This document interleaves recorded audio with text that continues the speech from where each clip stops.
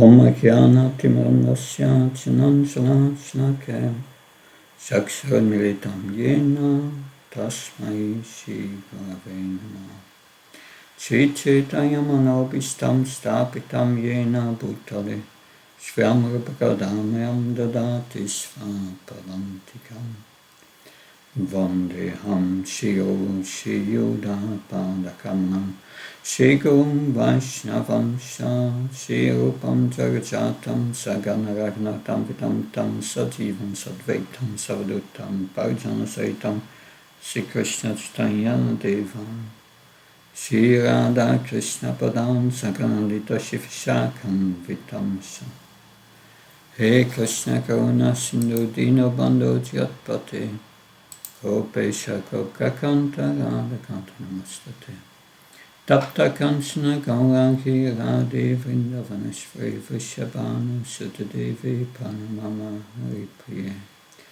Vankakalpta Vishak Kripa Sindhavasha Padnam Pavanabhyo Vaishnabhyo Namaha Jaya Shri Krishna Chaitanya Prabhu Nityananda Shri Advaita Gadadhar Shivasadi Gaura Bhaktavina Hare Krishna, Krishna Krishna, Hare Hare, Hare Ram, Ram Ram, Hare Hare.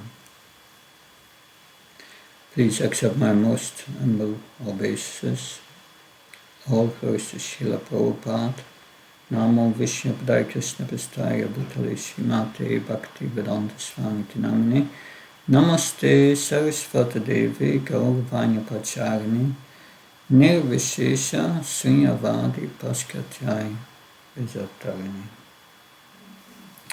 So this seminar is based on a seminar presented by Mother Prabhupada Priya.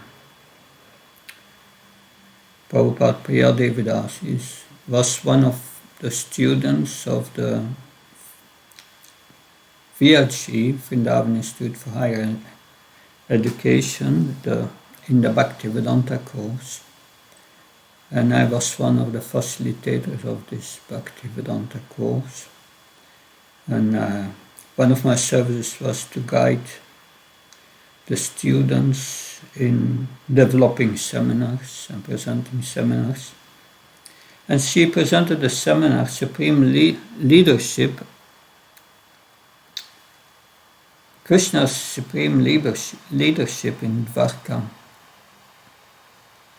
And I will present you that same seminar, but with a few modifications.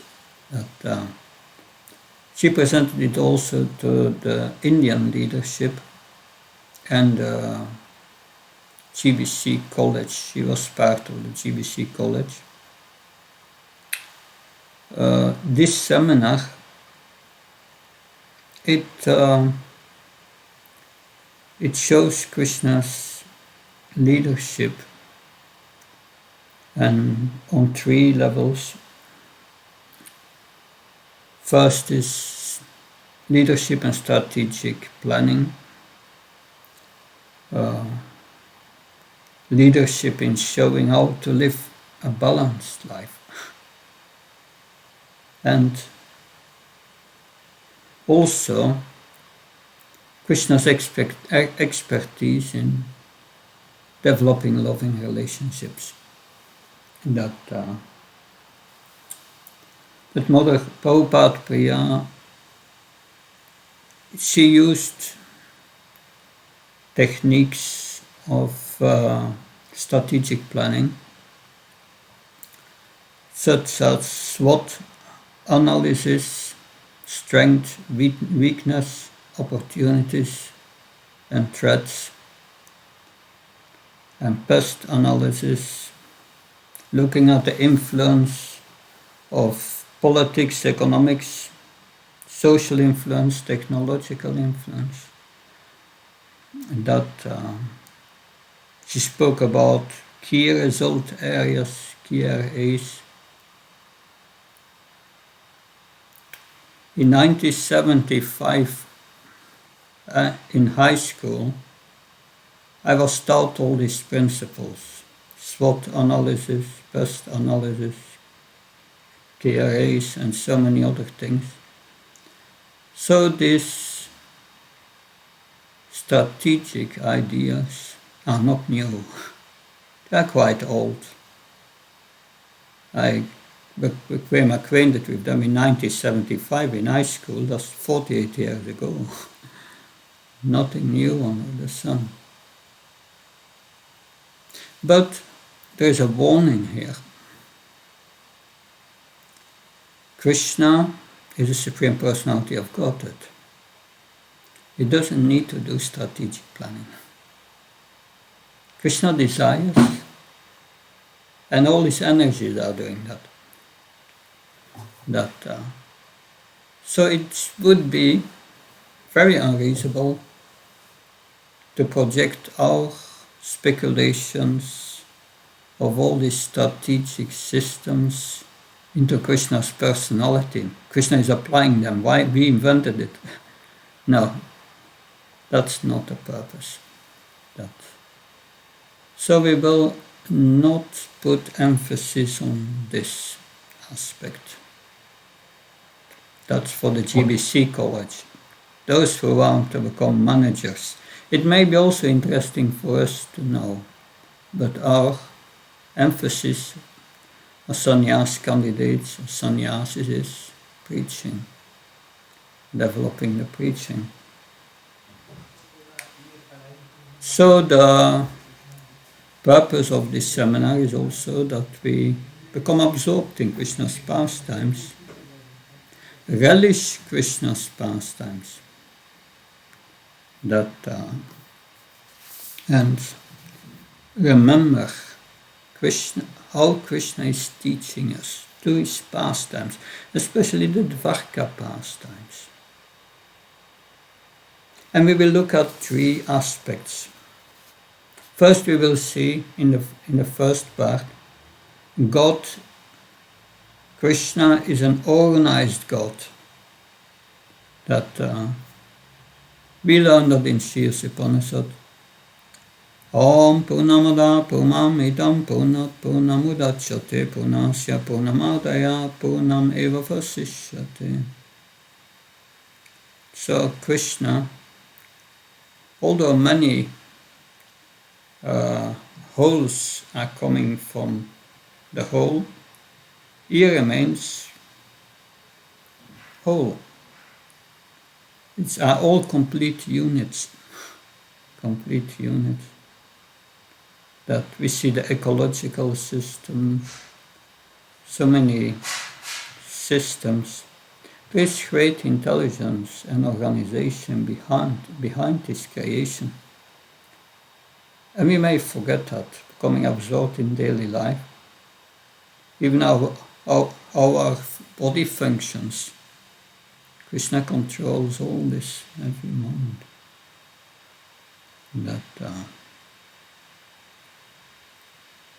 So that's the first thing we will look at, how Krishna is an organized God. The second thing is, he is a balanced God. Balance. We got 2 eyes, 2 ears, 2 hands, 2 legs, to have balance. Krishna speaks also in Bhagavad Gita 6:16, 6:17, and should not sleep too much, not too less, not eat too much, not too less, should also have some recreation and so on. He's balanced, and especially as sannyas candidates and sannyasis, we have to keep with our balance, very important.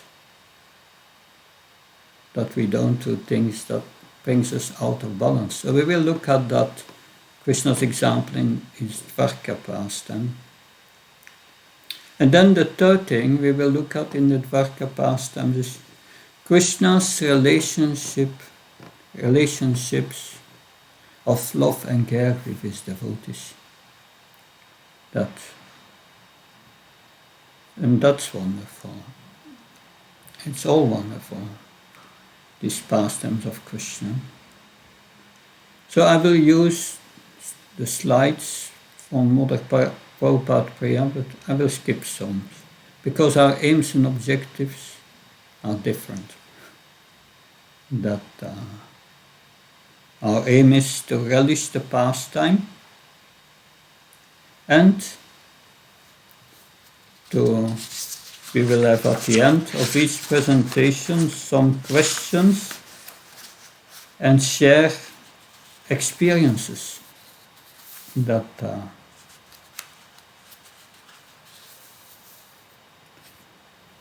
so first part is Krishna's strategic planning. Share. Type करने के लिए कहाँ से निकालना पड़ेगा? So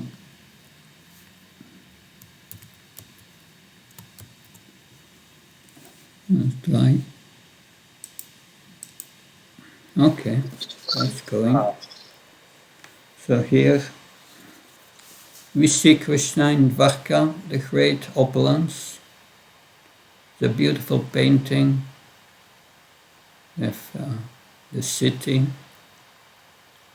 that must have been very wonderful. When Krishna was in Vrindavan, he performed activities which could not be imitated by ordinary conditioned souls. But now, when he shifted to Mathura and to Dwarka, his mood also changes. And it is said in Dwarka, especially in relationship with his queens, how he was acting to set an example for ordinary people to follow. So Krishna was a leader. He was the king of Dwarka. So we can learn from him that and at the same time relish the bliss of meditating on Krishna, our supreme object of love. So we will have 3 parts. In the first part, we will speak about how we can learn strategic thinking from what Krishna is doing. That's based mainly for today on chapter 50 and 51 of the 10th canto. Jarasandha is attacking, and then Kalayavana.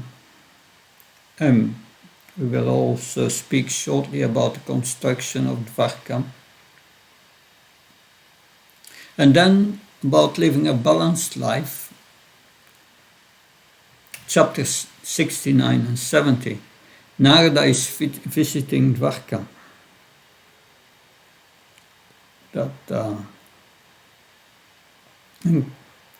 And Narada visits Krishna each time in another palace, and he describes Krishna's daily activities.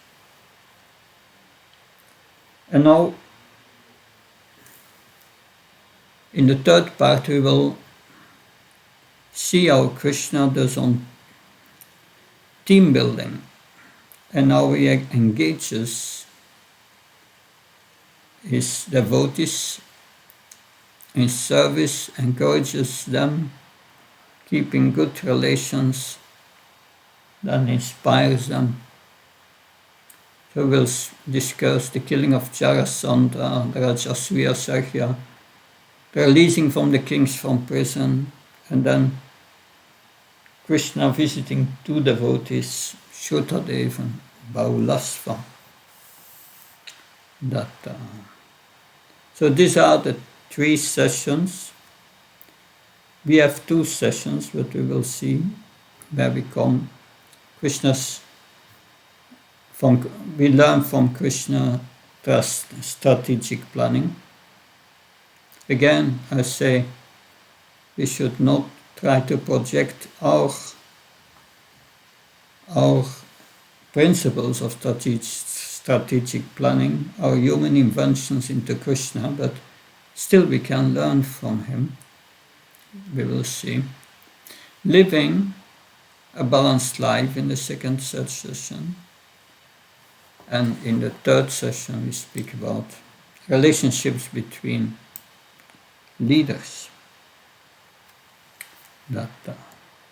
Now, that is from the GBC College in their action learning project, which is different from ours, but that is more managerially oriented, that ours is focused on the preaching. So in one place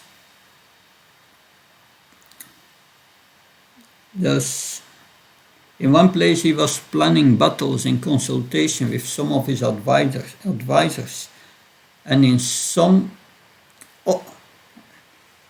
in another place he was making peace. Somewhere Lord Keshava and Lord Balaram were together pondering the welfare of the pious. So this is from Srimad Bhagavatam, in Krishna in Dvarka with Balaram.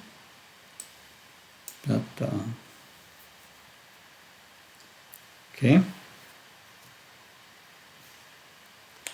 So Krishna clearly defines his mission and vision.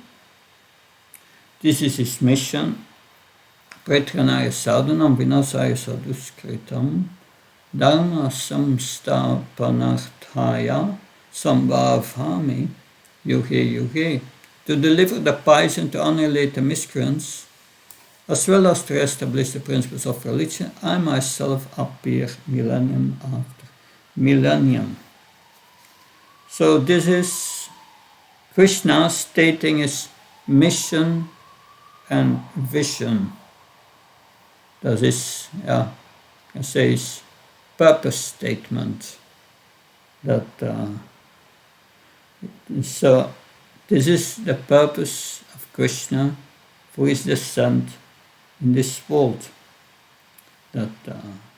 Similarly, we have a purpose statement of our project, of our temple, and so on. Even a department of a project. So this mission statement is not something we file away and then forget about it. No, we heard, we communicate it, and we act upon it. We keep it in the foreground of our minds and refer to it when we are making major decisions. We heard before that is creating unity, focus, concentration, avoid schism or unclarity, avoid mission drift. Sometimes we may be busy with putting out some fires, dealing with so many problems and crises and then suddenly we become conscious, what happened with our mission? Then it's hard to get back on track. So if we want to accomplish our mission, it's important we remind ourselves of our mission. Often organizations, they put their purpose statement or their slogans on letterheads, on publications to remind everyone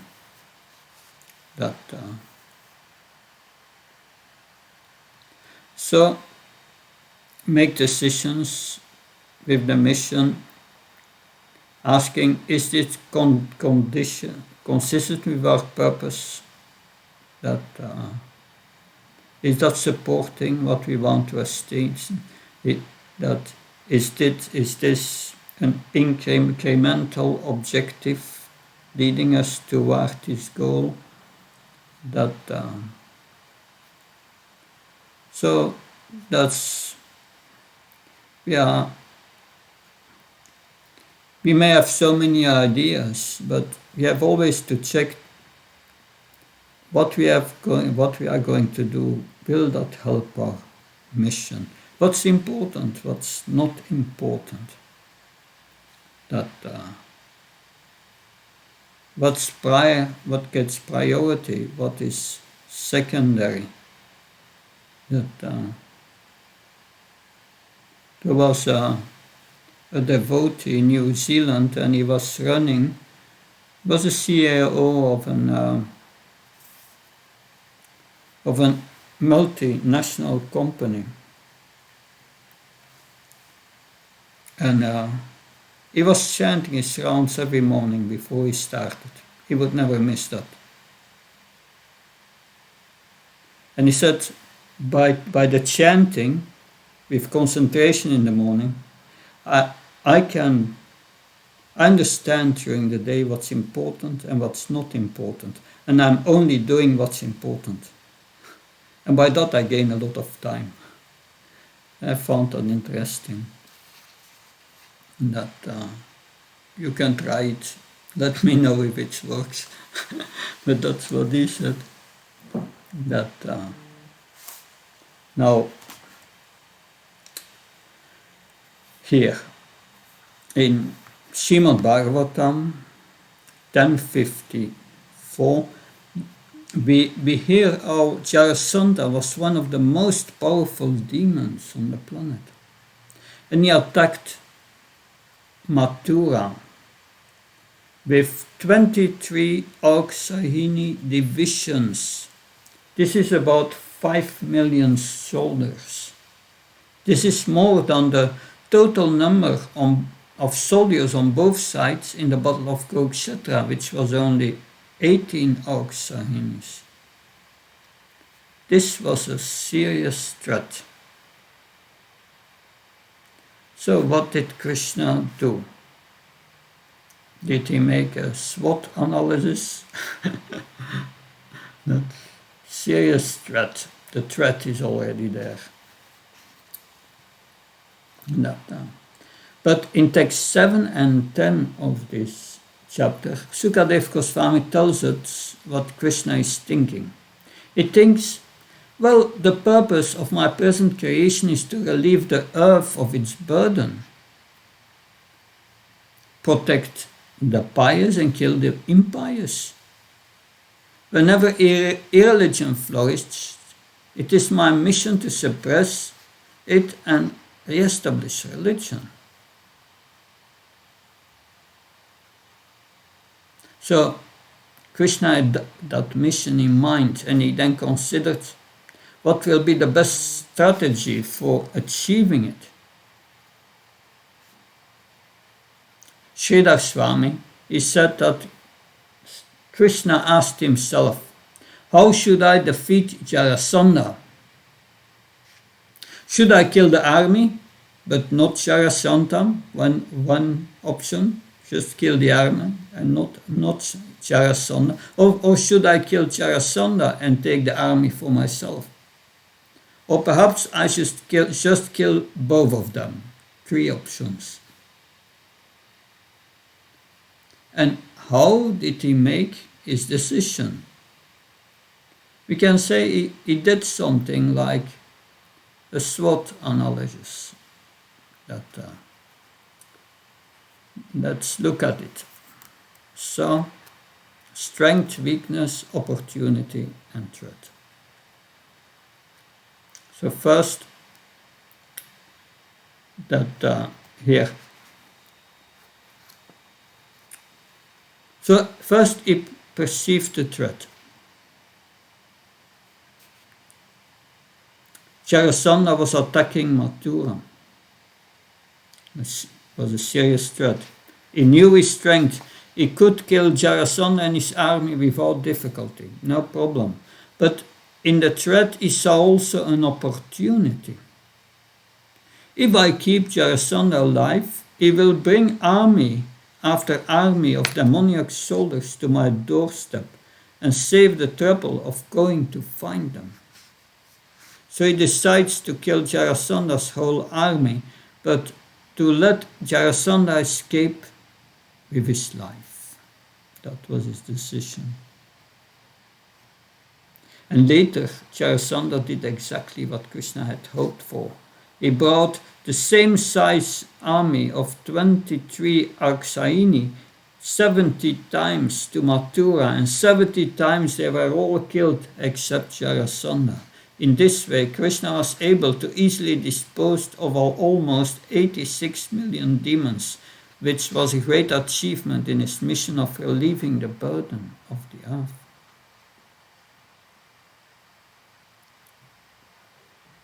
But sometimes,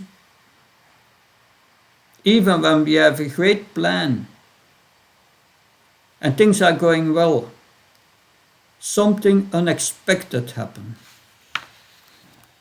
So my question to you is that, did that ever happen to you?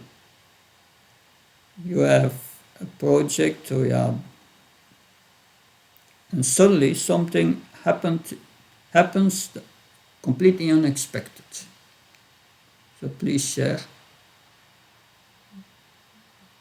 that nobody got this. Everything went always fine with your projects, no unexpected things. That yes, Valmiki Prabhu. Харе Кришна. Хорошо, спасибо вам за нектар, конечно. Да, такое было. Мы открывали проповеднический проект, и внезапно, через буквально год, мы это не планировали, нам предложили приобрести ферму с 50 коровами, как требование. Мы не планировали это.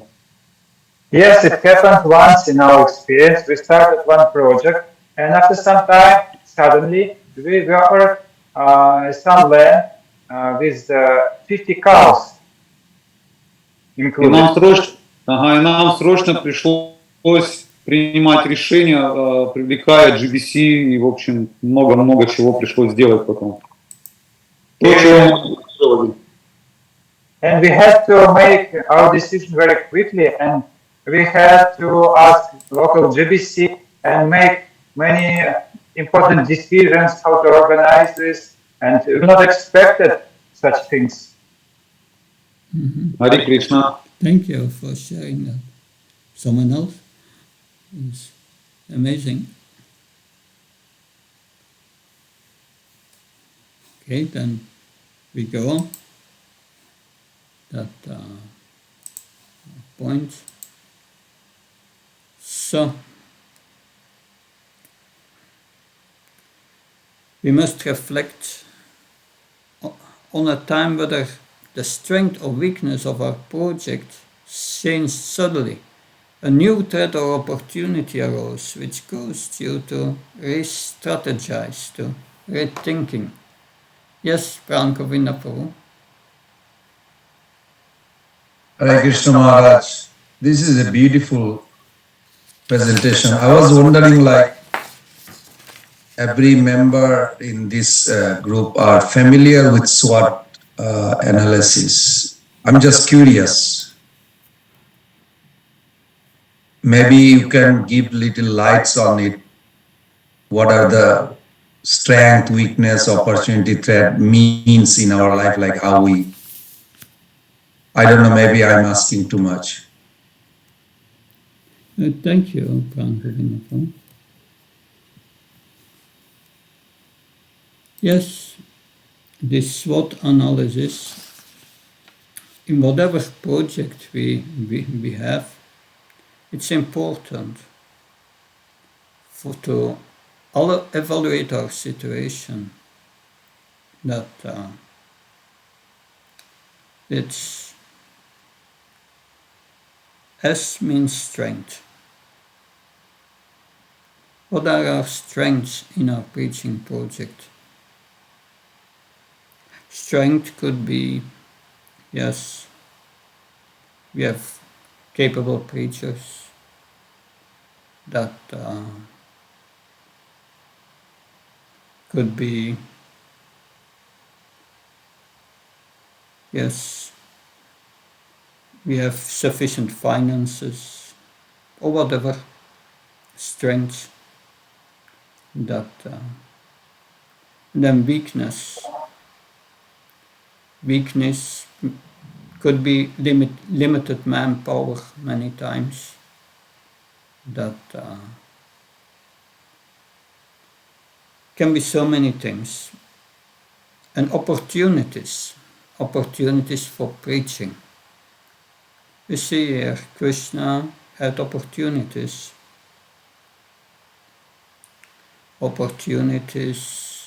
to killing so many demons, and he devised a whole plan around it. So he used his opportunity.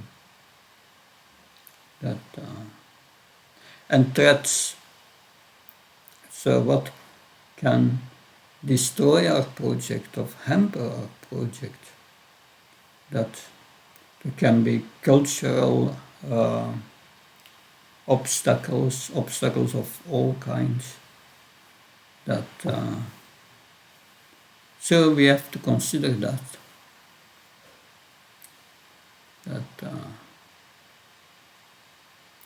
Yes, Madam Manpabu, can you explain what you posted here?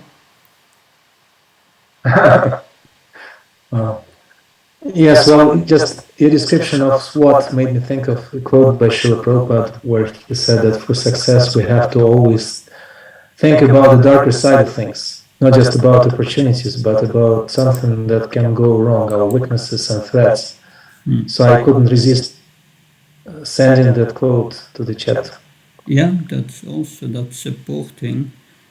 I know Srila Prabhupada, this was in his last days, 3 days before he left this planet.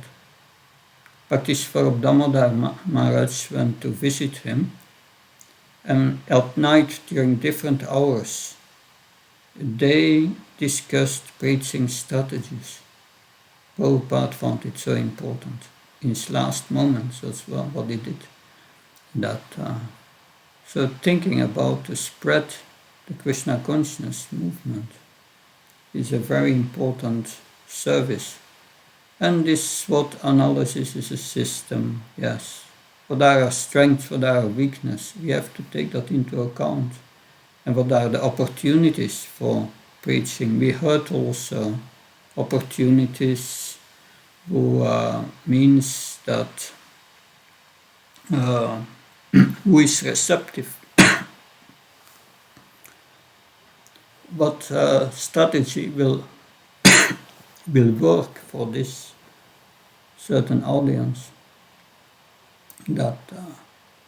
So there is organization and planning involved, and this SWOT analysis may be a tool to use that. And Krishna, seemingly, we can put his actions into that framework of a SWOT analysis. Does not mean that Krishna did deliberately a SWOT analysis. No, that's our invention. But it's an invention of principles, but which can be used as a tool.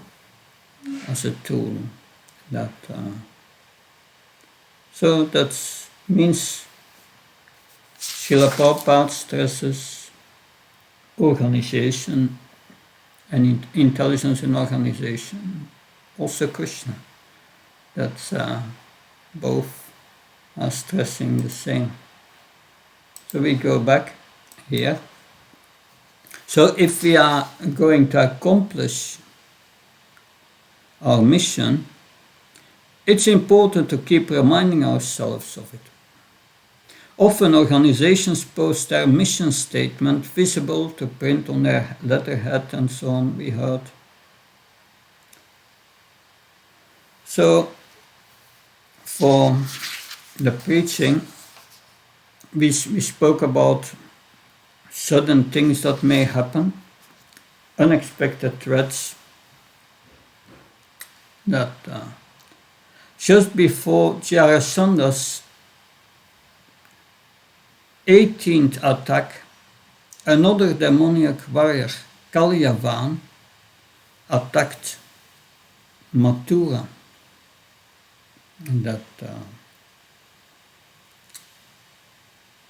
And this demoniac warrior was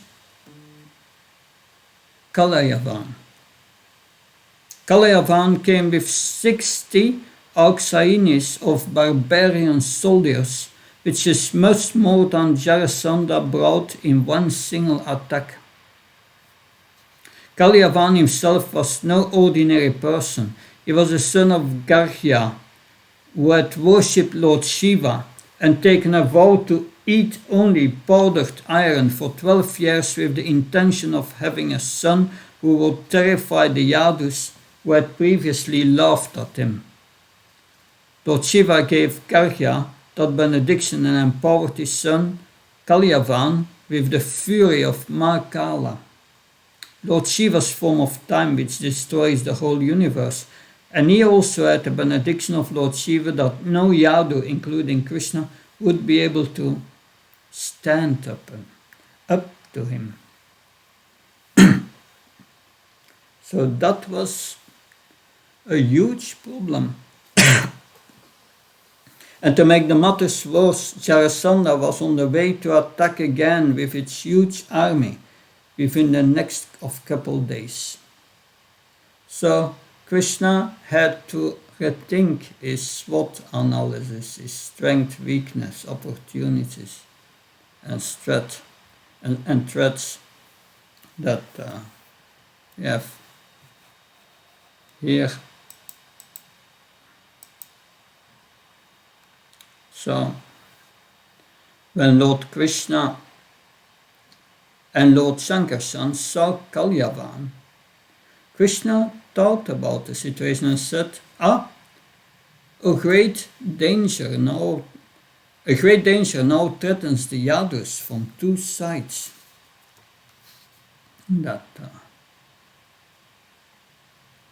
So yes.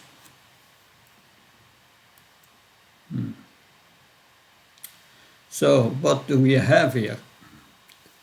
The threat is Kalyavana is attacking. The weakness, Krishna was thinking, Lord Shiva has given this benediction to Kalyavan and to Garhya. So the benediction is that I would not kill them, so I cannot kill him myself. And another threat was also Jarasandha is on the way, and two simultaneous attacks would surely use some casualties, some loss from my side.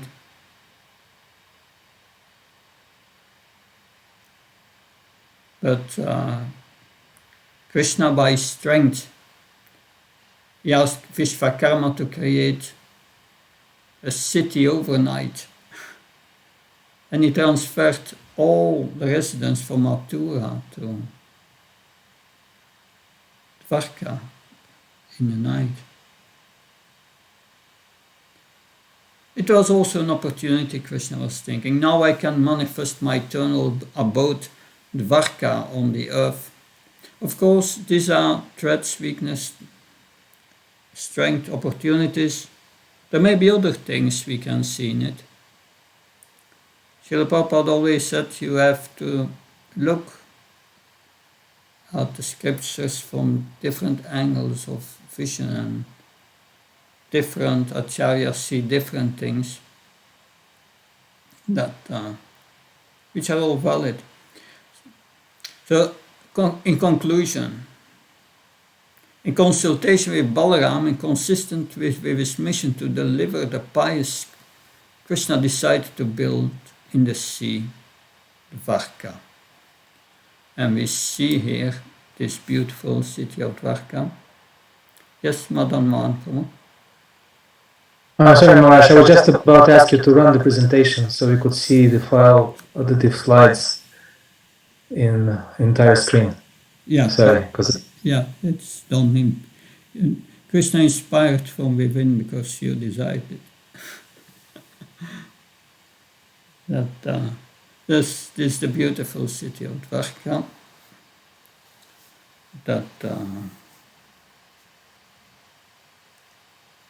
now, yes,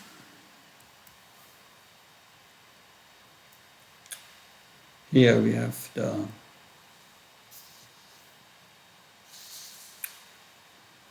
Of course, if we look at this city here,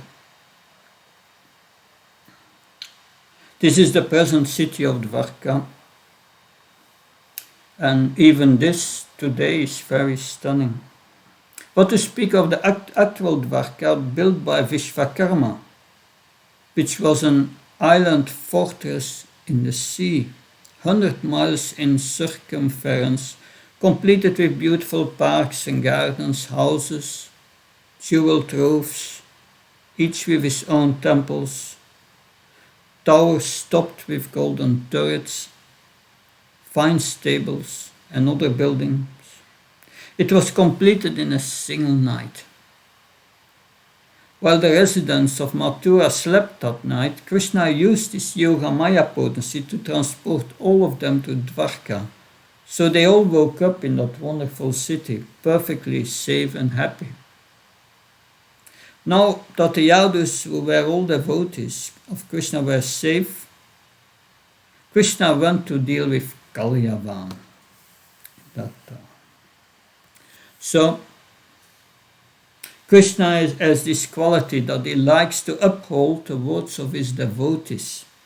So the demigods occasionally put Krishna into difficult situations because they give benedictions to the demons.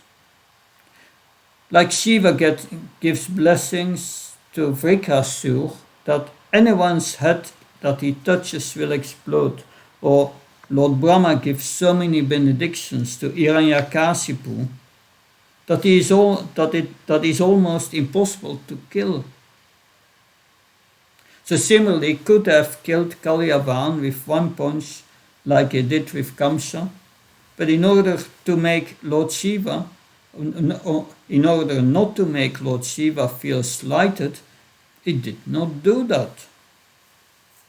So the threat is Kalyavan is attacking. That's the first weakness. I want to preserve Shiva's benediction, so I can't kill himself. So Krishna says, I cannot do that. The strength, I can outrun him. And I have a devotee whom the demigods benedicted, whoever wakes him up, that will die. So Krishna is arranging teamwork here. So he can't kill one, and the other has a benediction to kill. Interesting. And he's going to combine these things. That, we have that many times. See also today that we have Krishna's principle to arrange that demons kill each other. That it's teamwork. Good. Opportunity. So I want, Krishna says, I want to bless that devotee with my association. That's Muchukunda, we will see. That who was sleeping. That the conclusion, Krishna decides to run away from Kalyavan and lead him to the cave where Muchukunda is sleeping.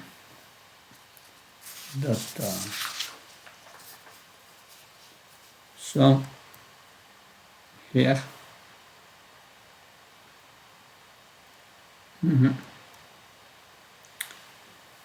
Now, this is a reflection and a discussion.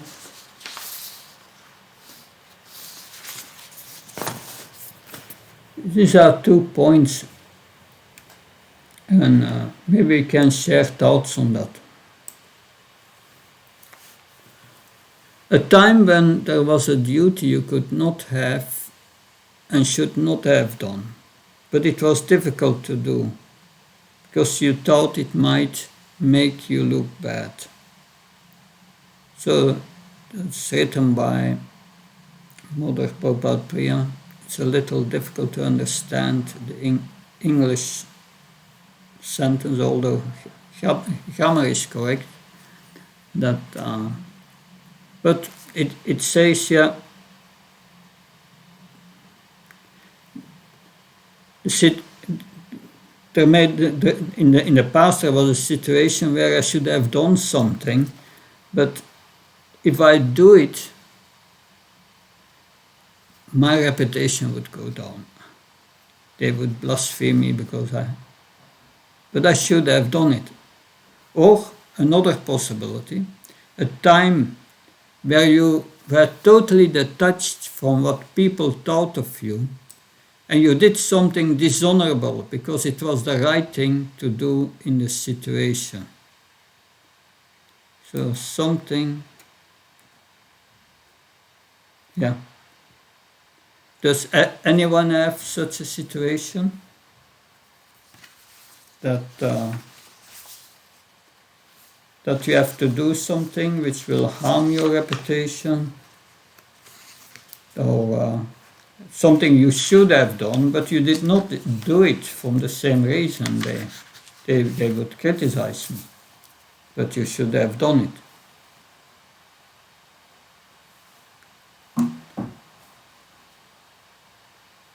Yes, Rishi Kumar. Thank you for making me think of this.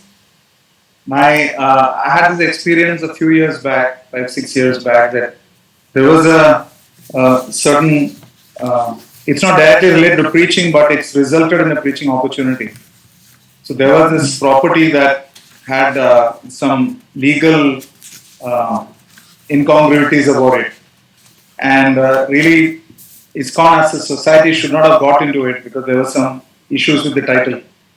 So at the time, because I was part of the management in one of the temples, and so then we went there and we took possession of the place. So much so that at that night, the police were in search of me because they thought that we did something illegal.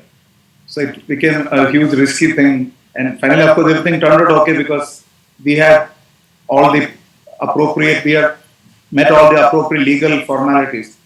But at that particular point of time, what we did was, from an external point of view, something that could have looked really deplorable stuff or abominable stuff. And at that time, it was important that because nobody else was willing to do it, I had to do it. Later on, with Krishna's mercy, everything worked out. But there was immense anxiety at that point of time also, because I can understand that. Yeah. In terms of it was genuine threat to security. Yeah. So one really depended on Krishna at that point of time. Okay. Sometimes Krishna puts in such situation that we have very difficult situations sometimes, that challenging situations.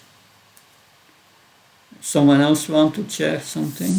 Thank you, Rishi Kumar. That was great. Okay. And let's go back. Yes, Prank Vinnapo. I was trying to use the SWOT analysis for one temple in America, in New Orleans. So we literally went through few meetings, and we had a leadership. The temple leaders over there has proven for few decades that how strong they are. So they had a good strength. But the weakness was that the community were not participating. So we had a weakness also.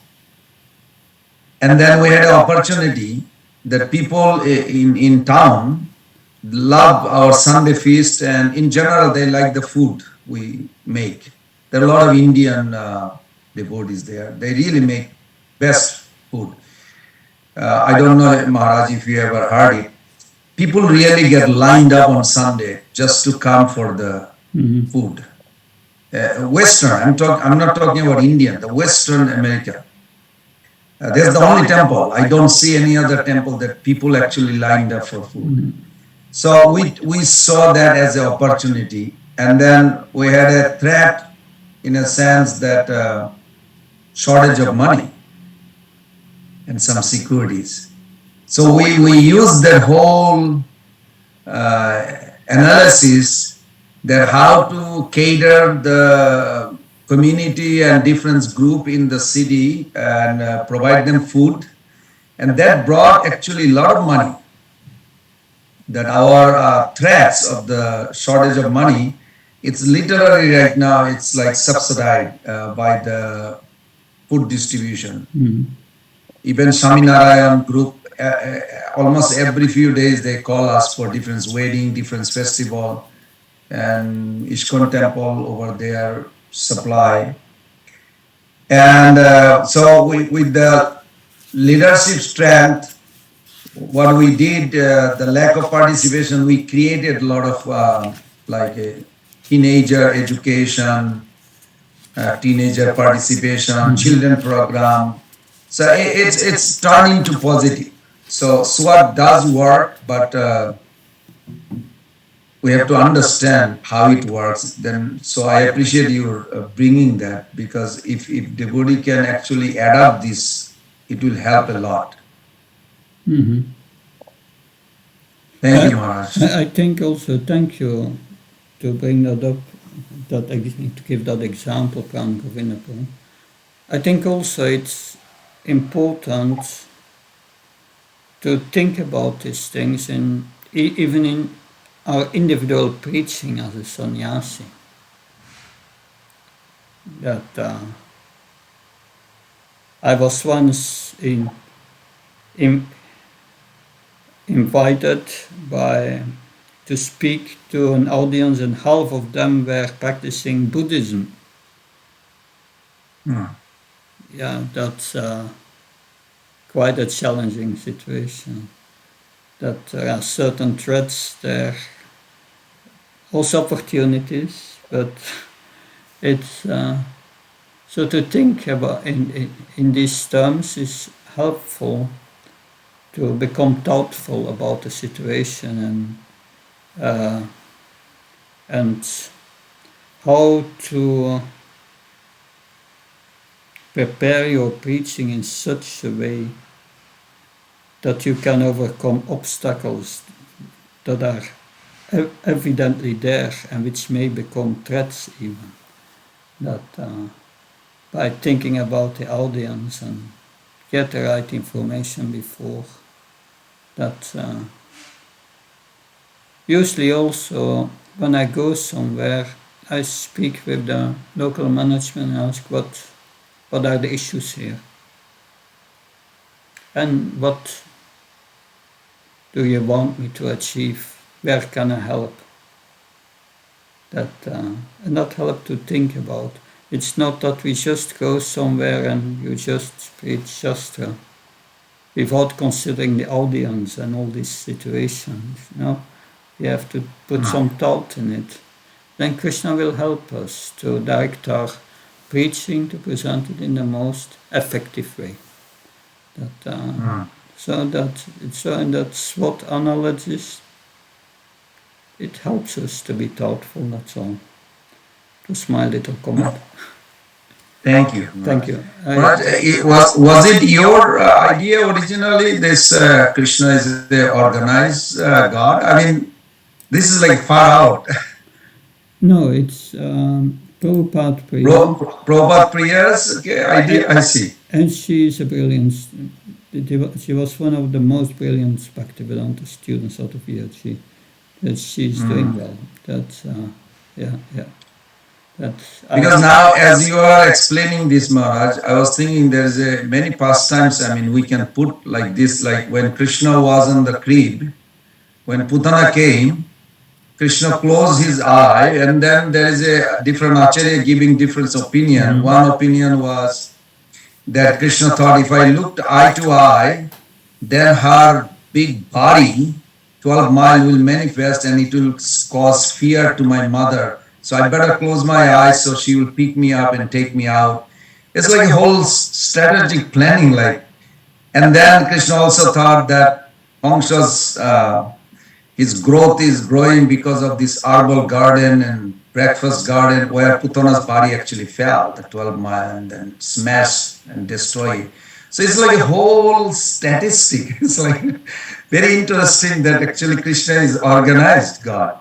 yeah, Thank you. I just Krishna does always different things at the same time, but we see only a part what Krishna gives us. But that's how wonderful Krishna is. Always. Yeah. Thank you. thank you, Maharaj. Hare Krishna. Okay, then we will continue. We were here. And then let's see. Yeah, that is of course what happened. That he brought that Kalyavan to Muchukunda. That so summary. Krishna focused on his mission. He is showing us how to assess strengths, weakness, threats and opportunities.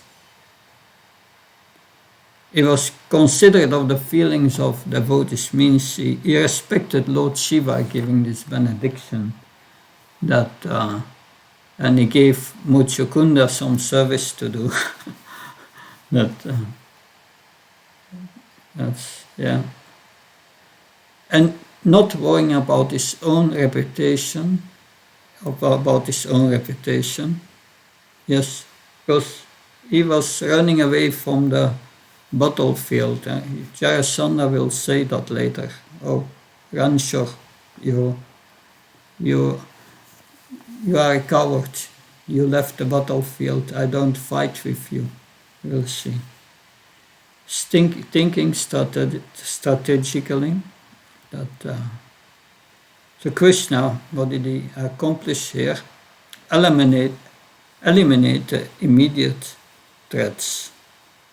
That yes, and avoid being limited by weakness. The weakness was he could not kill Kalyavan. And he utilized his team strength. So he engaged Muchukunda very nicely. So that's some things we can see what Krishna was doing, but of course, many other things. Take full advantage of his opportunities and fulfill his mission. That, let's think, share. We were at the end, I think. Yes, this is the end. So this is the first part. We will now today also look at the second part, and that is living a balanced life. See, here. So,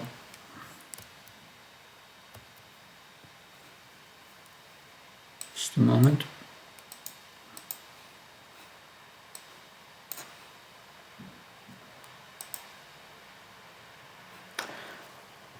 So when Krishna was in Vrindavan, He performed many activities that we could not imitate, killing all these demons. But when he shifts to Mathura and Dwarka, his mood also changes. And it is specifically said that in many of Krishna's Dwarka Lilas, he was acting in a certain way to set an example for ordinary people to follow. So Krishna, he was the leader, the king of Dwarka. Devotees who are also leaders can learn very much from Krishna, Dwarka Lila, while simultaneously relishing the bliss of meditating on Krishna as a supreme object. That's so this is the second session, living a balanced life.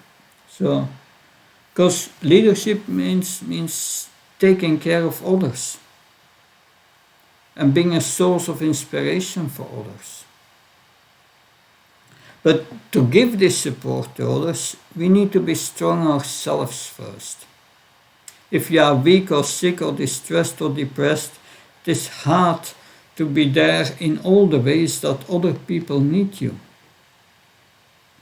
So strong communities grow from strong individuals. So how to be strong and stay strong, that we can be a source of strength for others. That's an important consideration. So here you have a tree a tree stands strong.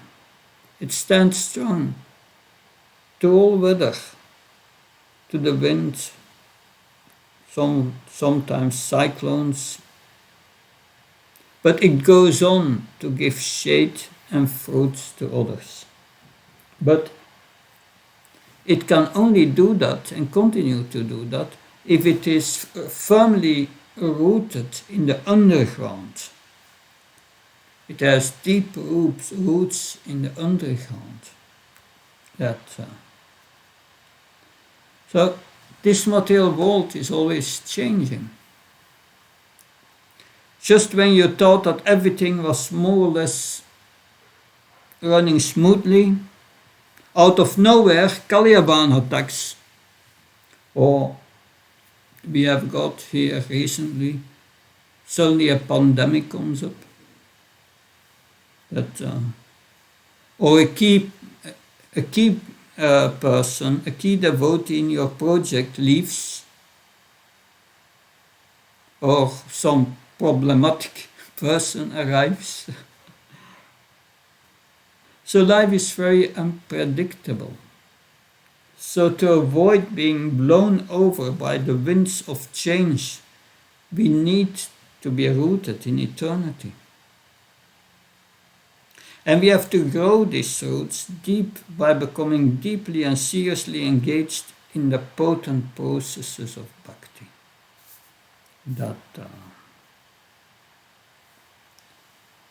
So that's very important. Here you have the root, the deep root.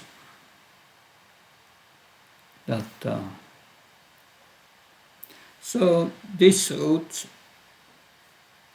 we can divide it in 6 parts. First, the chanting. The second is the hearing. The third one,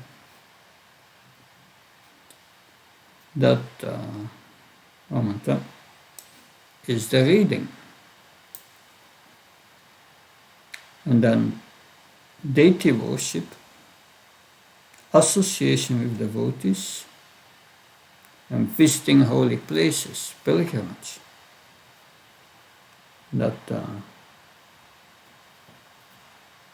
These practices help us to root us in our eternal relationship with Krishna.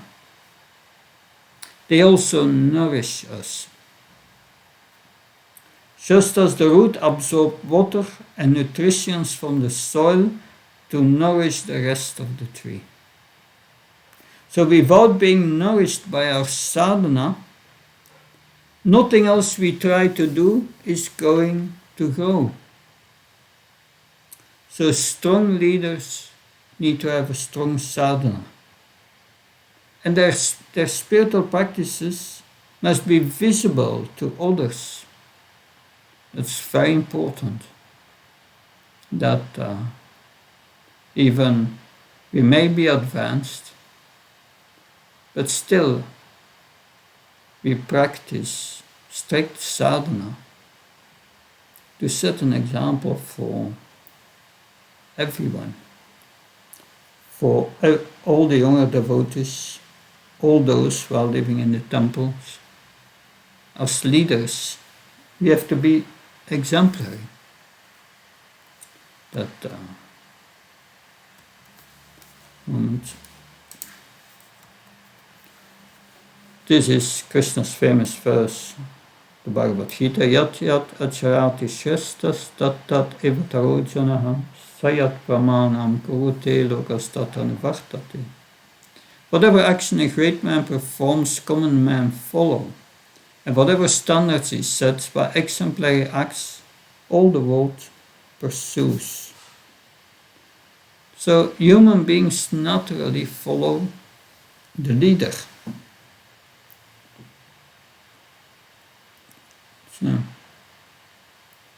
So even if you feel that your spiritual life does not necessarily depend on attending the morning program every day, you should still attempt to set a good example for others. That is the example that Krishna sets. So in Bhagavad Gita 3:22, Krishna says, I've no duty to perform, still I perform duties to set the example for others. So what duty was Krishna setting while he was in Dwarka?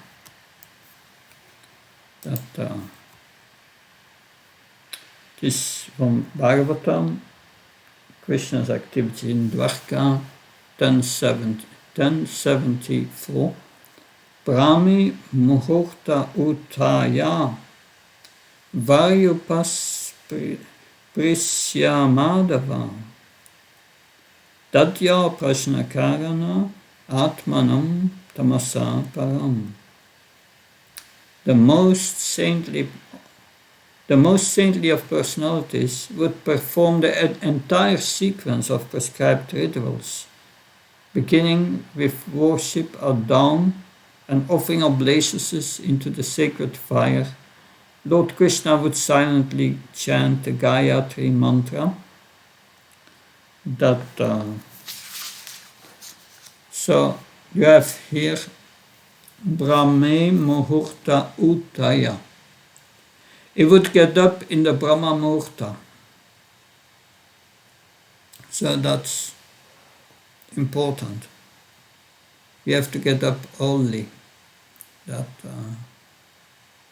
Bhaktacharya Maharaj said to all his disciples, they should get up at latest before 4 o'clock. So many of my god brothers and god sisters put their alarm clock at 3:55. But yes, it's important to get up. It is said he would get up in the Brahma Muhurta. And what would he do? Varyupas prisyamadava. The Supreme Personality of Godhead, Madhav, husband of the gods of fortune, would cleanse himself with water. So and then, Daya Prasana Karana. He would meditate with a clear mind. Who would he meditate on? Atmanam tamasa param, himself beyond all ignorance. So when we meditate on Krishna in the Brahma Muhurta, and inspire others by our example to do so, then whatever material contamination we have is dispelled and our pure, blissful existence manifests. Now we have a quote here. So each day the Lord propitiated the demigods, sages, and forefathers, who are all his expansions. The self-possessed Lord would then carefully worship his elders and the Brahmins.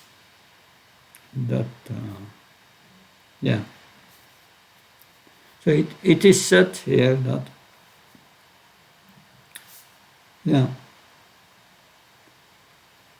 that Krishna would perform the entire sequence of prescribed rituals this included offering oblations into the sacred fire every day before sunrise and then chanting Gayatri.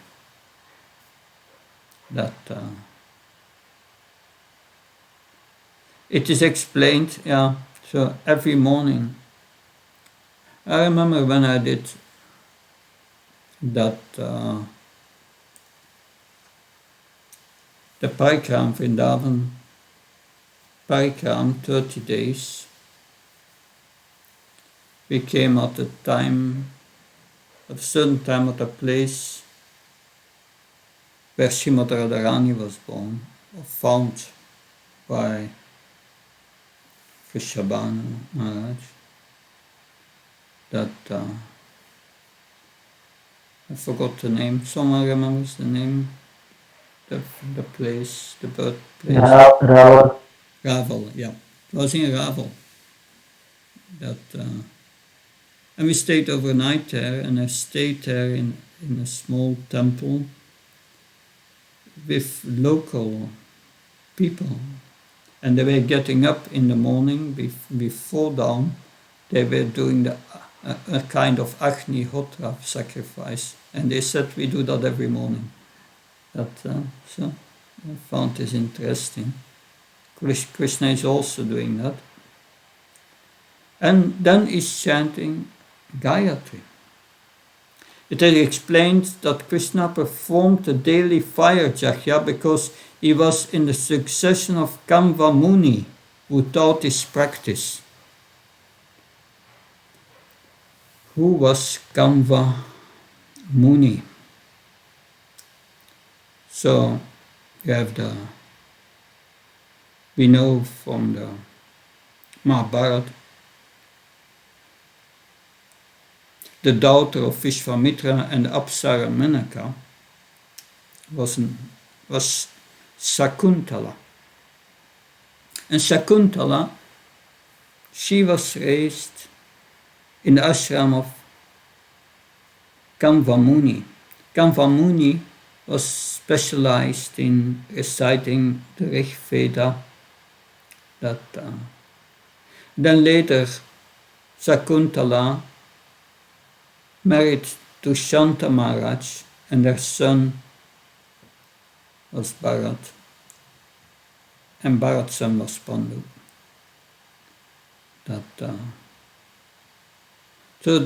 And it is said Krishna performed the daily fire yajna because he was in the disciplic succession of Kanva Muni, who taught this practice. The practices are according to time, place, and circumstances. Interesting. So what this means is that we follow the practices that are taught in our disciplic succession. Our founder Acharya Srila Prabhupada, he gave us clear sequential morning program. Mangal Arti, Tulsi Puja, Japa, greeting of the deities, Go Puja, Srimad Bhagavatam class. Any leader who gets absorbed in this morning program on a regular basis is going to be strong and will be able to be a source of strength for others.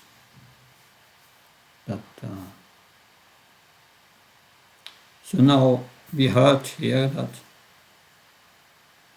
that Krishna would propitiate superior personalities. Propitiate means appeasing, pleasing. Propitiate means doing something that pleases them. It suggests that Krishna was very individual. That not just Panchakalpa Vishaka Pasanvivsa Padmapavanabhyo Vaishnavyo Namo Namo and it's done. No, it was personal. That he would make a personal effort every day to say something and to please someone who was a senior. That lesson here is even taught while Krishna was a king. So he recognized that there were people among his citizens who were senior and made it a point to respect them. Just because you are the temple president does not mean you are the most exalted person in the temple. Even if you are the GBC, it doesn't mean that you are the most exalted devotee in the zone. But that's also a good thing, because as a leader you may feel insecure, and it's good to have highly advanced devotees around you. So if they are around, we should factually feel more secure. Then we have someone around to ask for advice, to ask a question, to consult with when we have difficulty, when we need advice, instruction, inspiration. This is part of what it means to be balanced in Krishna consciousness, to be balanced in our association. Ideally, we should have close relationships with juniors, seniors, and peers. We actually need all these relationships. A person who is only with juniors will start starving for senior association. If we don't have peers, then we don't have relaxed, intimate, heart-to-heart exchanges. It's not there. And with only seniors and peers, we don't experience the joy of giving spiritual knowledge to others. So all these relationships, Krishna loves everyone, and he has the most perfect relationships with everyone. We see here how we on the picture we see how we dealt with Sudam Vipra, with so much love and affection. Now, this is a personal reflection for you. Reflect on a situation in your life when you did not have devotee association with either senior, junior, or peers. So someone wants to share something. Did you have such a situation that you did not have any association of devotees? No seniors, juniors, or peers, or imbalanced association? That only seniors or only juniors?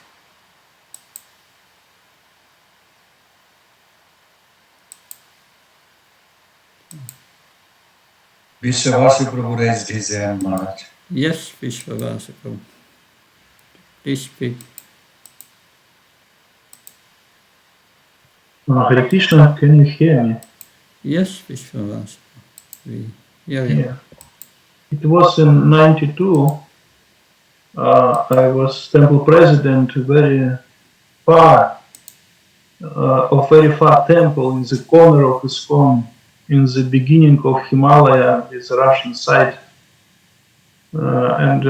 After this temple was only 50 kilometers and Himalaya started. And was center, we have 20 devotees in our temple and no internet in the time and no mobile phone. And sometimes devotee ask me, maybe we are alone here, only 20, because we are sometimes GBC is coming for one day in a year and was very limited association with senior devotees, very limited. Okay. And what was your experience in that period? Were you hankering for association, or what did you do?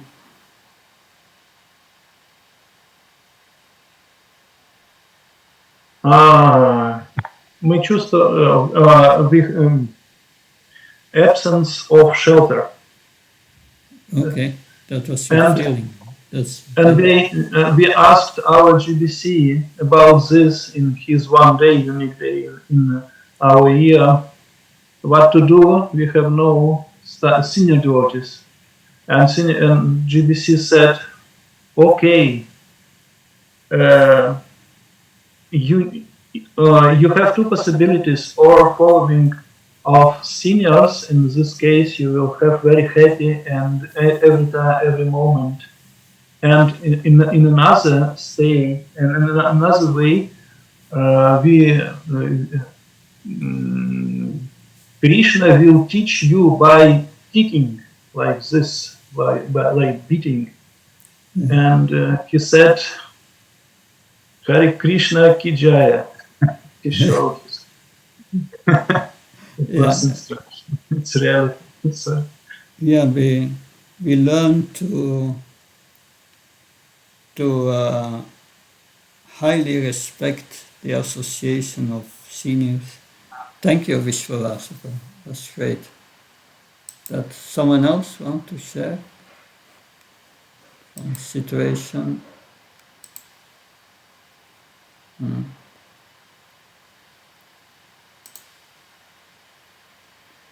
Yes, this is a quote from Madan Mohan Prabhu. Visheshata svatama shuvina sangamma mutsate svanishestu deveshuvina sangamna puyate. One cannot be liberated without association with a pure devotee of the Lord. And unless one shows mercy to those in an inferior position, one's life will be superficial. Garuda Purana is quoted, Srimad Bhagavatam 11.3.23. Thank you for sharing that. There is also 4.8.34, where Narada Muni instructs Dhruva Maharaj and says, yes, this is the behavior of a gentle person, that he should try to elevate those who are on a lower level, makes friendship those who are on an equal level, and takes guidance of and serves those on higher level. But that's the exchange with devotees. But if these levels are missing, it's problematic. So thank you for sharing your personal reflections. Okay, Pran Govinda Prabhu, please. Maharaj, one thing is evaluating the power of the association of senior.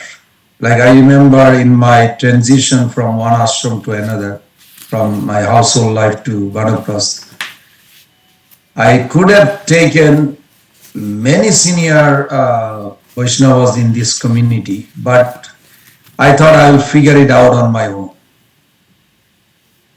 I don't need why somebody has to be messing. So there has to be some kind of valuation or motivation, the importance of seniors' guidance. If I did that at that time, I looked at back, I was talking to Tomohar Prabhu one time, I would have probably none of this problem, that little problem that I was thinking of solving on my own instead of senior counselor or senior devotees. So my question is that value of senior association maybe some or other was not there in my estimation that I need it. I could not see it. As a result, I suffered. So my question is, how can we prevent or at least equipped with those valuation that no, I need it. I should have all the time the Senior Devotees Association. Yeah, if I speak for my own experience, it is from 98 till 2015 practically. Each year I was traveling with Prahladananda Swami as a brahmachari, 2-3 months every year. And we went together, Maharaj also for the first time at that time, to practically all the Balkan and East European countries in Europe. And we traveled together. And that changed my heart, traveling with him. That we went we served together, sometimes in risky situations. Sometimes we were nearly arrested together, a few times that happened. And we got a deep bond of friendship, but he was also teaching me. So in the evening, Maharaj would give Bhagavad Gita class, and he would speak for 20 minutes, and then I would speak 20 minutes, and he would listen. And then after that, in private, he would give me feedback. And sometimes it would be sweet, sometimes not so sweet. But I learned to preach according to Siddhanta. I learned to preach according to Siddhanta. And so many things I learned. And that I understand that has changed my life. That also another factor that changed my life was going to the Bhaktivedanta and the Bhaktivedanta course at the VHG in Vrindavan from 2001 till 2011. Each year, 3 months in Vrindavan, each year. So I've been a long time in Vrindavan. It's nearly a Vrajabasi. But that hearing the Bhagavatam in association of devotees, who were mostly more peers, and changed also my heart. So association is so important. From a practical sense, I can say. Then let's hear from the experience of Madan Mahaprabhu. Please share, Prabhu. I think Saraswati Prabhu had his hand up before me, but he lowered his hand. Yeah. Saraswati, did I? Savyasati Prabhu, do you want to speak first? Hare Krishna. Now I was responding to the earlier question of not having association, either senior, junior, or equals. I wanted to share, but I see maybe we moved to another section. Yeah, please share. Okay. There was a time when I was preaching in the kingdom of Swaziland. It has since been called Eswatini. We started the preaching project there with His Holiness Swami. And then, due to Sannyasa Maharaj's traveling, became more extensive. So I was left to tend to that preaching center. And for long periods, I would be just by myself. Mm-hmm. sometimes that question would come, am I really still serving and preaching in ISKCON? Does anyone ever remember me? But then I started to sponsor some of my peers, the temples in Johannesburg and Pretoria, to come and visit. So at least every 6-8 weeks, they would come around. And but when Bhakti Nishinga Maharaj would come, then also a different type of rejuvenation would really come. Mm. And also His Holiness Jadwaita Maharaj came to visit. And it was really so uplifting. So, yeah, being without the devotees, peers to share your preaching experiences with, to preach to each other in the mornings, or seniors to really hear from and see the example of advanced Krishna consciousness can be quite devastating, because then you're only talking to those who are not so familiar with Krishna consciousness, preaching to them, and they generally don't have so much to offer to you. Mm-hmm. So, yeah, that was just those experiences. Yeah, thank you for sharing, Sadhu Satsipam. That's a live experience. Never forget the value of association of these devotees. That we have that also, such certain association with certain senior devotees in our lives, which changed or uplifted us. Thank you. Bhaktidev Damodar Maharaj, please. Thank you. Krishna, thank you for your beautiful presentation. I do remember the statement from Srila Bhaktivinoda Thakur from Saranagati. Only one sentence. When he said, "My dear brothers, where will you find your fortune?"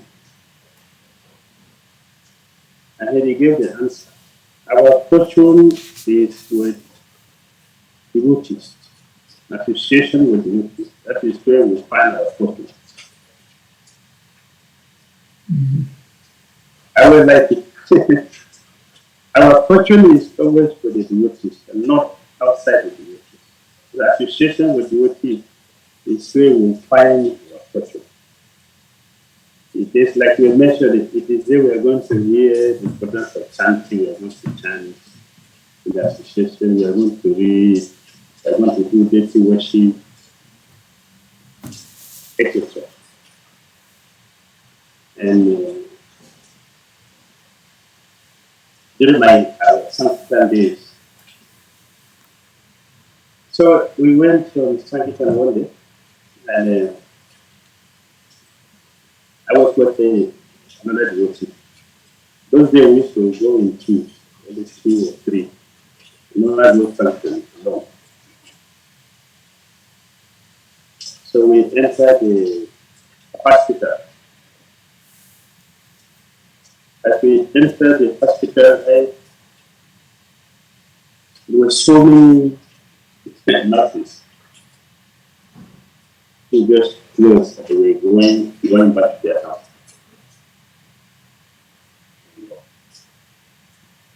Because they didn't see someone else with me, they thought I was alone. So they started dragging me for them. As they were dragging me, and suddenly my second devotee was with me. He was breathing somewhere when I entered this time. So when he came in, we met them exactly as soon as they saw him, they just let me run away. Association with devotee has a powerful protection. Power of perfection. Mm-hmm. Thank you. Thank you for sharing that, Maharaj. Hare Krishna. Madan Mahaprabhu, please. Yeah, thank you. I'll be very brief. Just you spoke about the importance of association and association with seniors and juniors and peers. I was fortunate to have traveled with Niranjana Maharaj for I started traveling with him in 1993 and on and off, and as my main service for about 10 years. And the kind of example he sets by his behavior in terms of relationships, he always reaches out to his god brothers, who he considers friends, and you can tell that this is his highest priority. Nothing else comes close in terms of priority for him. He always has someone for dinner or lunch, or when he's in Mayapur, they get together with such devotees as Dilamrita Maharaj, Shivaram Maharaj, Prahladananda Maharaj sometimes, and other senior devotees. They sit together and discuss the Krishna book and other scriptures for hours on end. And you can see how deeply grounded these devotees are in this kind of association, and they do relish this association more than anything else in their lives. So that's very contagious. And I think for sannyas candidates, it's definitely, this is one of the most important, if not the most important part of their education, is experiential learning from, as Bhakti Prabhupada Maharaj described from his own experience, experiential learning from devotees, sannyasis, but also, besides being sannyasis, those who know how to have fulfilling and sheltering relationships with others, and also seeing them deal with other situations like Bhakti Prabhupada Maharaj described, dangerous situations he went through with Prahladananda Swami. Again, having translated so many hundreds of not just classes but personal interactions with devotees, when he counseled seniors, resolved different problems. Just recently he spoke with a sannyas candidate, and I translated for Niranjana Maharaj. That 2 or 3 hour session somehow gives more insight into what sannyas life actually is than hours of theory, because you see it in practice. So I really hope that there will be more opportunities to travel and associate with such accomplished devotees, sannyasis, and spiritual leaders. It's extremely valuable. Nothing else can replace it. As there's a saying that in theory there is no difference between theory and practice, but in practice there is a difference. Yeah. That's exactly what it is when you associate with them. Thank you. Thank you for sharing that, Madan. It must be been exciting to travel all these years with Niranjan Maharaj, who was one of the pioneers really in the Russian sector. Thank you so much. Hare Krishna. So now we will go back to our slides. That was a reflection. Now we have here a tree. It's like if we don't have association, it's like having a nutrient deficiency in your diet, not sufficient vitamins and so on. Without that, you can go on for some time, but surely it catches you and you start to feel unsatisfied. So we need all these relationships to be balanced. And there are 3 kinds of relationships. We need to be a giver. This giving is the fruit tree of life. Just as a tree sustains the lives of others by its fruits, a leader supports all levels of devotees by giving. So there's the need to be a giver. We give respect and service to seniors. We share our thoughts and feelings with peers. We give knowledge and inspiration to juniors. But again, we can only give to the extent that we have got nourishment coming from the roots, and that is our hearing, chanting, reading, and so on. So this is the water that enables us to grow bhakti and eventually be able to produce the fruit of pure love for Krishna. Now, here, then in between the roots and the fruits, there is a structure of the tree starting with the trunk. The trunk supports the branches, and the branches the leaves, and they hold everything up. The trunk corresponds to our personal well-being, and that has 4 parts: physical, mental, emotional, intellectual, and social well-being. Now, one could argue that if you are a pure devotee, you can get by very happily on the strength of your sadhana. But even if you have weak health or many reasons to be disturbed in your life, you can transcend these by spiritual energy. But most of us need to put at least some thoughts into these. And even pure devotees function best as managers when they have a healthy balance in all 4 of these areas. So 4 areas, and then physical well-being. What does it mean? Cleanliness, appropriate diet, regular exercise, engaging the senses in service of Krishna, and drinking plenty of water.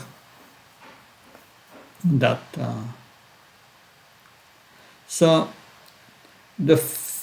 now here good mental emotional being comes from, and we have a whole list here, but the first 5 of these Krishna mentions in Bhagavad Gita 17:16. And satisfaction, simplicity, gravity, self-control, and purification of one's existence are the austerities of the mind. These are how to keep the mind in the mode of goodness. And the mode of goodness brings happiness, illumination. So let's meditate on this a few minutes, that you can choose 1 or 2 qualities and note down how they contribute to good mental health. So how does these points contribute to good mental health? You can choose 1 or 2. So any ideas? I wrote down my ideas.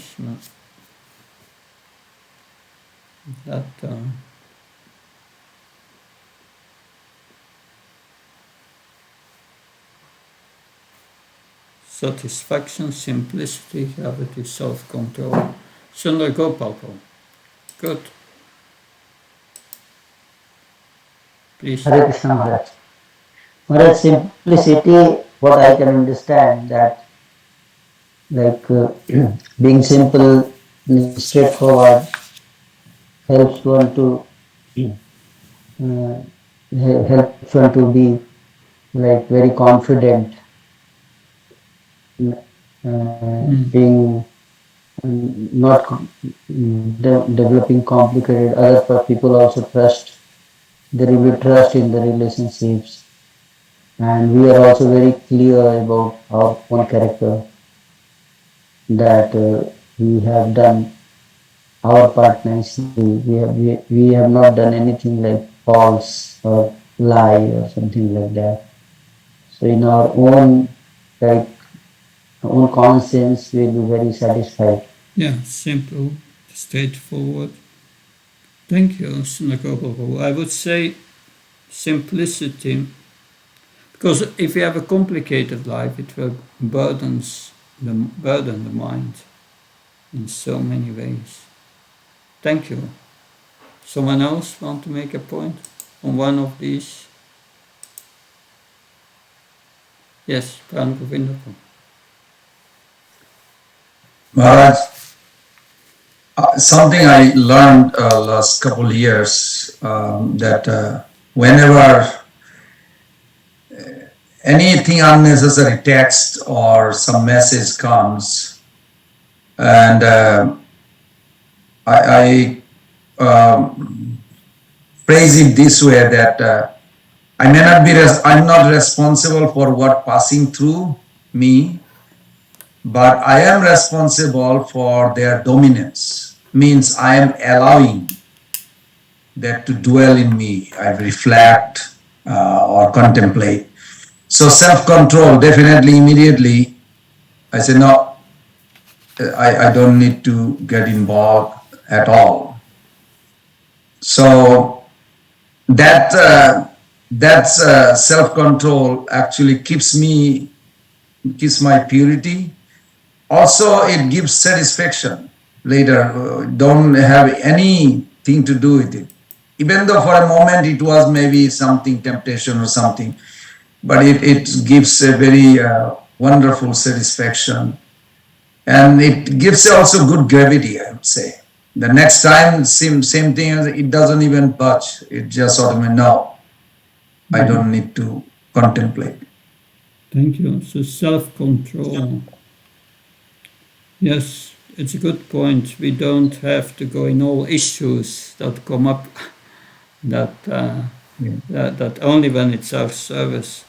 Because when the senses are out of control, it creates a lot of stress for the mind. Yes. Thank you. Thank you. Rishi Kumar, please. Maharaj, in the first canto of Bhagavatam, in the teachings of Srila Bhishma, it's mentioned that to overcome anger, one must learn to forgive. So, one of the important challenges for emotional well-being comes in the form of anger, whether pent up or whether expressed. So, forgiveness is at the same time, on the one hand, a higher principle and a higher value, because Bhaktivinoda Thakur says that justice is the highest principle, but higher than that is compassion. So, in that sense, forgiveness is a higher principle. At the same time, even at a personal level, it helps one overcome one's negative emotions in the form of anger, which is nothing but unfulfilled lust. So, by the absence of these, one can definitely get better mental and emotional well-being. Thank you, Rishi Kumar. I think this is very important, because for forgiveness, if we hold grudges against people, it burns the heart and the mind. Very difficult to make progress. Thank you, Rishi Kumar. Isn't Maharaj, it's cultivation. I have to force myself to learn that forgiveness is not going to come automatically. Why should I forgive him? Or why should I forgive him? He's a bad, whatever. I thought it's like a cultivation, no, Maharaj? We have to force ourselves to do it. Yeah, sometimes it's going deep, this grudge. And it takes years and years. But finally we have to overcome it. We pray to Krishna to help us to remove it. Thank you. Bhakti Damodar Maharaj, please enlighten us. Thank you. I was going to speak on the forgiveness, but Prabhu had just said something. Okay. But I'll contribute something there before I will go to the next one, because they're all very important things. Yeah. Frank Govindapur who was saying that we have to force ourselves. There's another way to read. If I don't forgive you, I cannot expect you to forgive me. And because I have also offended so many people, and I want them to forgive me. He said we also have to forgive others before I can expect forgiveness from God. This is the principle of forgiveness. Mm-hmm. And if we don't forgive, it's like we are carrying fire in our hands. Those who carry grudges, we are carrying fire in our hands. You cannot be peaceful if you carry fire in your hand.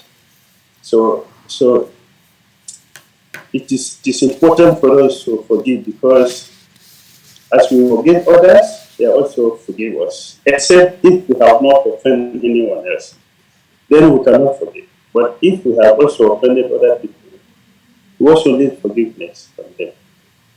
So we will be peaceful. And those who are tolerant, will be peaceful, because if you cannot accept offense from somebody, you cannot also give offenses. You cannot make offenses to others. So tolerance is very important. Yes, we will see. Very peaceful. Thank you for pointing out, Maharaj. Just further in this session, we will discuss tomorrow the tolerance of Lord Krishna. That's very important. Thank you. Sundar. Maharaj, regarding tolerance, wanted to say that the tolerance is very helpful, because otherwise one can get caught up in the action and reaction cycle. And we do something, we don't tolerate, then we react on the situations, and then there's action we do, and then there's a reaction, and then more action, and then things keeps on going complicated, and that takes so much of our time and energy, which we can focus in Krishna consciousness. And similarly, like humility also, like we can see that in Ramayana we see when Hanumanji is going to Lanka while flying, Sursa came and she was expanding her mouth, and then Hanumanji is also expanding his mouth and his body. At one point he realizes that I am just wasting my time and missing the mission for which I have come. And he became very humble, took the small form, entered in the mouth. So how humility also can save the time and energy and bring satisfaction. So tolerance and humility both help to become more peaceful and happy and save time and mental energy. Very good points, Sundar. Thank you. Tolerance, very important. Otherwise, that if we don't understand the principle of karma, action and reaction, and then we become entitled again. Thank you. Good. Atmaram Prabhu, please. Hare Krishna Maharaj. Hare Krishna. Please extend obeisances. What Maharaj self-control, I want to say that generally senses are very much forceful to just control the body and person itself. But when we just are practicing Krishna consciousness, sometimes due to our not following properly the rules and regulations, the senses are not within our control. But as Your Holiness have told several times, our chanting, when it will be just will be offenseless, and it may not be pure, but going to the stage of pure, but it's effect only the chanting of influence of the chanting, our senses, when actively engaged in Krishna Seva by the advice of the guidance of our senior devotees, gradually sense are coming to be controlled, and mind, soul, so intelligence, and ultimately we will realize the self. So in that stage, our self-control, we must realize by our imitation. It will just not be serious. We should be very serious of our system of Krishna consciousness, so that it will give us a very good result of self-controlling ourselves. Any mistake, please clear me, Maharaj, or clarify it. Thank you, Atmaram Prabhu. Good. I'm very grateful for all your contributions, and we will stop here and continue with this part. We are halfway, the second part, and tomorrow we will hopefully also speak about Krishna and his relationship with his most intimate devotees in Dwarka. Thank you very much. Hare Krishna. I'm looking forward. His Holiness Bhakti Prabhu Maharaj ki jai. Srila Prabhupada ki jai. Jai. Haribo. Bhakti Much. Kancha Bhakti Upasi Thank you very much, Maharaj. Haribo. Thank you very much. Haribo. Much.